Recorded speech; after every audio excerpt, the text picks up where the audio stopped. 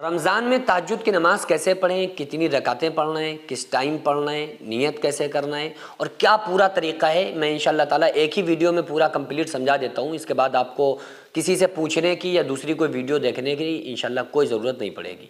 دیکھیے تہجد کی فضیلت تو آپ لوگ جانتے ہی ہیں، آپ نے سنا ہی ہوگا کہ بہت بڑی فضیلت ہے۔ نوافل میں سب سے امپورٹنٹ جو نماز ہے وہ تہجد کی ہے، اور رمضان میں ہر عمل کی فضیلت بہت زیادہ بڑھ جاتی ہے۔ حدیث پاک میں آتا ہے کہ ایک فرض 70 فرضوں کے برابر کر دیا جاتا ہے اور ایک نفل فرض کے برابر کر دی جاتی ہے۔ تو تہجد کی نماز پڑھنے پر بہت کچھ اللہ تعالیٰ عطا فرماتا ہے، اور خصوصی طور پر رمضان میں جو لوگ پڑھتے ہیں ان کو اللہ تعالیٰ بن مانگے ان کی مرادوں کو، تمناؤں کو پورا کرتا ہے اور روحانیت اور نورانیت عطا کرتا ہے۔ اور سب سے بڑا فائدہ یہ ہوتا ہے کہ بندہ اللہ کو پا لیتا ہے اور اللہ تعالیٰ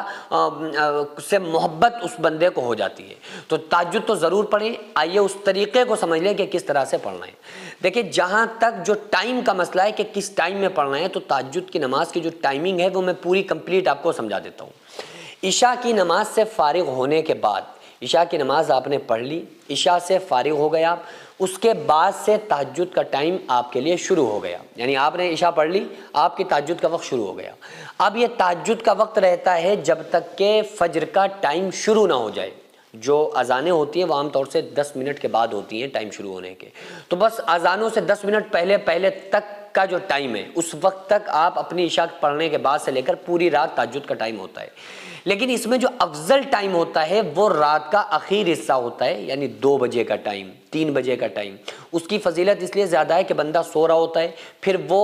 اگر نہیں بھی سو رہا ہوتا ہے تو وہ نیند کا ٹائم ہوتا ہے، تو وہ اپنی نیند کو قربان کر کے اللہ کے سامنے کھڑا ہوتا ہے، تو اس لیے اس ٹائم کی فضیلت زیادہ ہے، اس میں بہت بڑا اجر و ثواب ہے۔ لیکن اگر کسی کو یہ ہے کہ شاید ہم فجر سے پہلے 3 بجے کے ٹائم رات کے آخر حصے میں تہجد نہیں پڑھ پائیں گے، لو پہلے پڑھ لیں، اور وہ پڑھنا چاہتا ہے تو اپنی عشاء کی نماز سے فارغ ہونے کے بعد فوراً وہ تہجد کی نماز پڑھ سکتا ہے۔ اب یہ سمجھ لیں کہ کتنی رکعت پڑھنا ہے۔ رکعت کم سے کم 2 ہیں، تہجد میں زیادہ سے زیادہ 12 ہیں۔ کچھ لوگ کیا کرتے ہیں کہ وہ جب تہجد کی نماز پڑھ رہے ہوتے ہیں تو اس میں سورہ اخلاص کو پڑھنا شروع کرتے ہیں، پہلی رکعت میں 12 بار، دوسرے میں 11، تیسرے میں اس طرح سے گھٹاتے ہیں۔ تو اس سے کیا ہوتا ہے، ان کا مائنڈ اسی گنتی میں لگا رہتا ہے اور تہجد کا جو اصل مقصد ہے وہ فوت ہو جاتا ہے۔ تو اگر آپ عام طور پہ نارملی پڑھ پا رہے ہیں اس سورہ اخلاص کو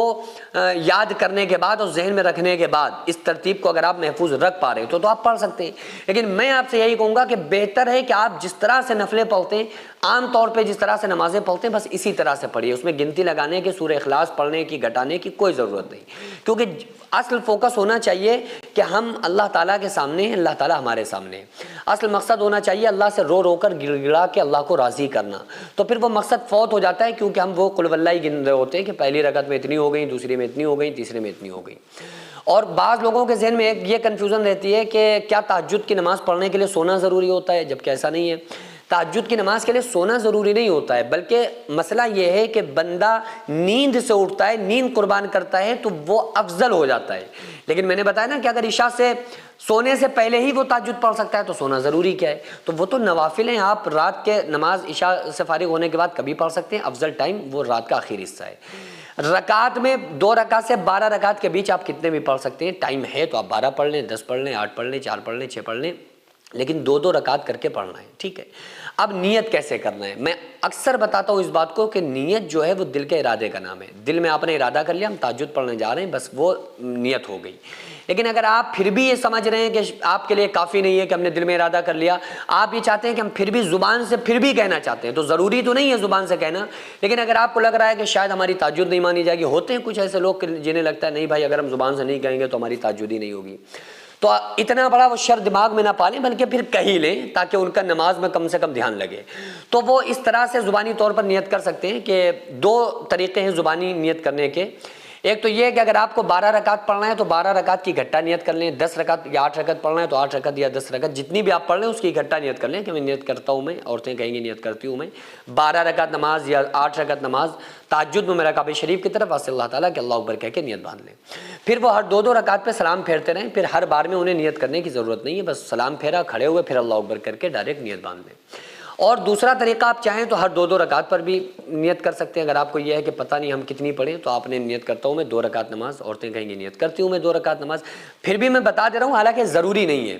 کہ نیت کرتی ہوں میں 2 رکعت نماز تہجد میں میرا کعبہ شریف کی طرف، واسطے اللہ تعالیٰ کے اللہ اکبر 2 رکعت کمپلیٹ کر لیں، اس کے بعد پھر کھڑے ہو جائیں، پھر 2 رکعت کی نیت کر لیں، پھر اس طرح سے 2 کی بھی آپ نیت کر سکتے ہیں۔ سوچیں کل قیامت کے دن جب ہر انسان اپنے اعمال کا محتاج ہوگا تو آپ کے لیے جنت میں ایک شاندار محل تیار ہوگا، کیونکہ آپ نے اللہ کے گھر کی تعمیر میں حصہ لیا تھا۔ یہ مسجد اور مدرسہ صدیوں تک عبادت، قرآن، آذان اور علم کا مرکز بنے گا۔ وہ ہر سجدہ، ہر تلاوت، ہر دعا آپ کے لیے صدقہ جاریہ بنے گی۔ رسول اللہ صلی اللہ علیہ وآلہ وسلم نے فرمایا جو اللہ کے لیے مسجد بنائے اللہ اس کے لیے جنت میں گھر بنائے گا۔ بھائیوں اور بہنوں، کیا آپ چاہتے ہیں جنت میں اللہ آپ کے لیے گھر بنائے؟ آپ کے پاس بڑا ہی سنہرا موقع ہے۔ ہم مسجد اور مدرسے کے لیے زمین خرید رہے ہیں۔ آن روڈ ہونے کی وجہ سے زمین کی قیمت تقریباً 2 کروڑ ہے، لیکن ٹائم ہمارے پاس بہت ہی کم ہے۔ بڑی کم مدت میں ہمیں یہ پیسہ مالک تک پہنچانا ہے۔ مالک تک قیمت نہ پہنچنے کے سبب ہمارا بیانہ بھی واپس ہو سکتا ہے۔ تو اس لیے آپ سے خصوصی گزارش ہے کہ آپ کو اس نبی کا واسطہ جو ہمارے لیے راتوں میں رو کر گئے، طائف میں پتھر کھا کر گئے، کہ آپ اس ویڈیو کو اگنور نہ کریں اور 100، 200، 500، 1000 جتنی آپ کی وسعت ہو اس کے مطابق آپ زیادہ سے زیادہ تعاون کریں۔ اب یا تو آپ اس کو فراڈ کہہ دیں یا یہ کہہ دیں کہ پیسہ کمانے کا کوئی نیا چکر ہے اور ویڈیو چھوڑ کر چلے جائیں، لیکن اگر آپ کو ایسا نہیں لگتا ہے تو پھر خدا کے واسطے آپ زیادہ سے زیادہ تعاون کریں تاکہ ہم مسجد اور مدرسے کی زمین خرید کر اپنے مقصد میں کامیاب ہو جائیں۔ اور خدا کی قسم یہی ایک ایسا ثواب ہے جو ہمارے مرنے کے بعد قیامت تک ہمیں قبر میں ملتا رہے گا اور اللہ تعالی ہمارے لیے جنت میں گھر بنا کر دے گا۔